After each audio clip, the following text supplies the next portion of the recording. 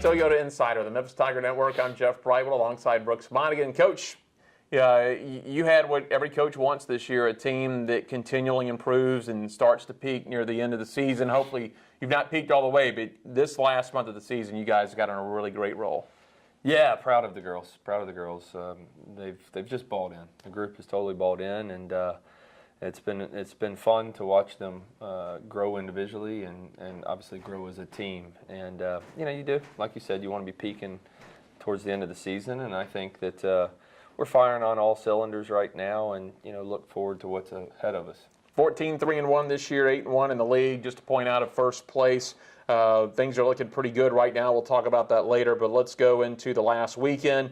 Started off with a 3-1 win over South Florida. Val Sanderson becomes your all-time points leader here, and congratulations to you, your 200th career win. Yeah, no, the weekend started off. We knew going into this weekend it was going to be one of our toughest. It doesn't matter if it's at home with South Florida, and very, very good team.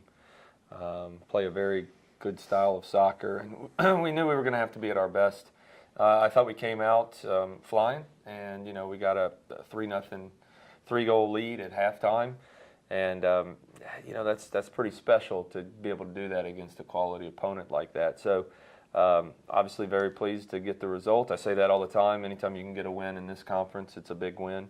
So it was great to get that result and then move on to Sunday, which was another tough contest that came down to the wire, came down to overtime, and against another quality opponent. And I thought that it was a typical Sunday game, and it was hot. It's this time of year to be hot. It kind of throws things off, I think, and.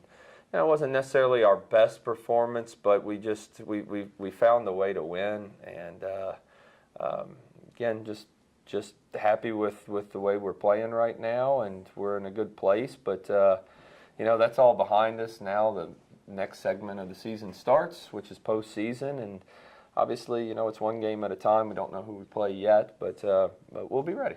It's the last home game for the seniors, and it was a good one to have. 1-0 over UCF, and we have a score, got the game-winning goal. But talk about UCF, going back to the Conference USA days, that's always been the big rival with you guys. Yeah, it has, and they've got us the last several years, and we brought that back up to the girls, and we just said it's our turn. It's our turn, and and the girls responded as they have basically the whole year. So it was great to get that result, and again, against a very quality opponent. Well, you head up to Storrs, Connecticut. They'll be the host team for the conference tournament. You'll start off with either SMU or UCF because you've got that first round bye. If you win, you move into the championship game, so you're automatically in the semifinals. Earlier this year, you jumped on SMU quickly, 3-1 to get the win, and then, of course, Sunday, the 1-0 overtime win over UCF. Yeah, it doesn't matter who we play. It's going to be tough. I mean, both games, the SMU, don't let the score, fool you. I mean, that game was a game that came down to the wire, and both teams are very good. Both teams are capable of beating us. It's anybody that, obviously they only take 6 teams in this conference for the conference tournament, and anybody could win. It just depends on who's at the top of their game. But there are no easy games.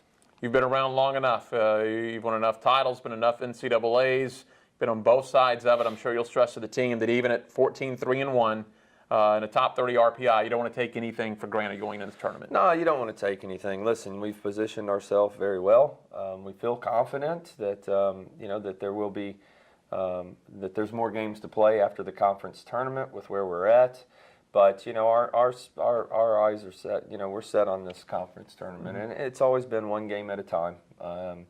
And right now we'll wait to see who that opponent will be, but we'll find out tomorrow night who will be playing, and then all focus will be there. And just one game at a time, and let's see how far we can go. Coach, all conference teams came out as well. You had a slew of players, I believe 6 total players, and it's great to grab those honors. Yeah, and I say this all the time.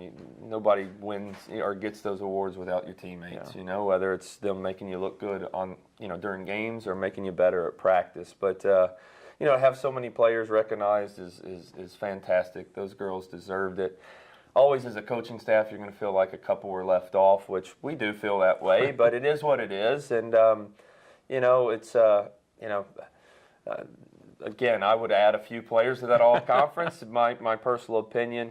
But, again, super happy for those kids, and they deserved what they got. Sounds good. Coach, best of luck this weekend. Thank you. Head Coach Brooks Monaghan, I'm Jeff Brightwell for the Wolfchase Toyota Inside on the Memphis Tiger Network.